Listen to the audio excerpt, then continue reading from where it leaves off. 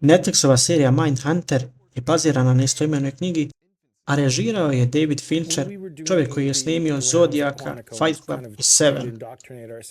Priča počinje kasnih 70-ih, u glavnoj ulozi je Holden Ford, FBI pregovarač, koji prelazi na behavioralnu znanost. Tada već novopečeni odjel sa novim partnerom. Bill je njegovo uzde i glas razuma kada zatreba, kada Holden prelazi u svoj Sherlock Holmes mod i vodi se svojom nadarenom intuicijom. Mnogi su skeptični kada Holden pristupi ispitivanju i istraživanju ubojice, ali njegov pristup je poprilično zapanjujući i učinkovit.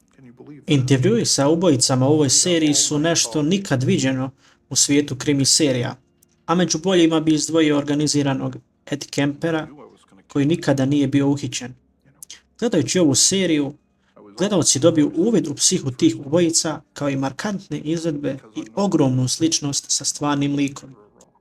Came out of her vagina. I came out of my mother.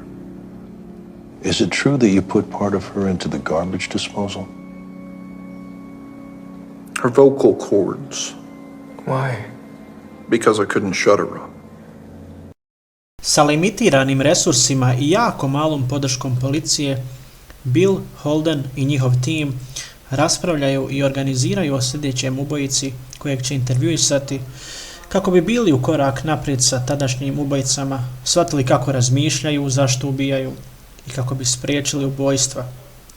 I to sve bez da ne prave veliku hajku, političku pametnju i da ne stave FBI na loš glas. U Holdenovom privatnom životu se ne dešava ništa specijalno, dok je Bill rastrgan na dvije strane. Pokušava obuzdati Holdena kad radi, a na drugoj strani mu se brak raspada radi usvojenog sina koji je u jako lošem psihičkom stanju. Pohvalno je što Holden nije jedini nepogrešivi junak ove priče, nego se on i Bill savršeno nadopunjavaju. I was gonna kill her. Holden ponekad zaobilazi upute i pravila kako bi došao do cilja i na lukav način dobio ono što želi od ubojica. Understood, but what kind of grasping at straws here? Ovakve scene su glavni razlog zašto je ova serija tako unikatna. Scenarij je naprosto briljantan. When you picked her up from the bus, was she wearing this jacket? There was a lot of blood at the crime scene. We haven't revealed too many details, but Lisa's skull was crushed. Za kraj ću vam samo pokušati dočarati šta se desilo u drugoj sezoni kada je njihov odjel dobio malo više resursa. Prvo je tu zloglasni Charles Manson,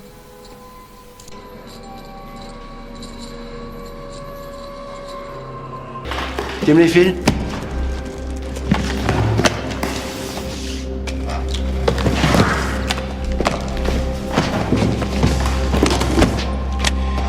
Merci. a onda i dječji ubojica iz Atlante, Wayne Williams, u kome su dokaze skupljali mjesecima, ali mi uvijek bježao par koraka ispred.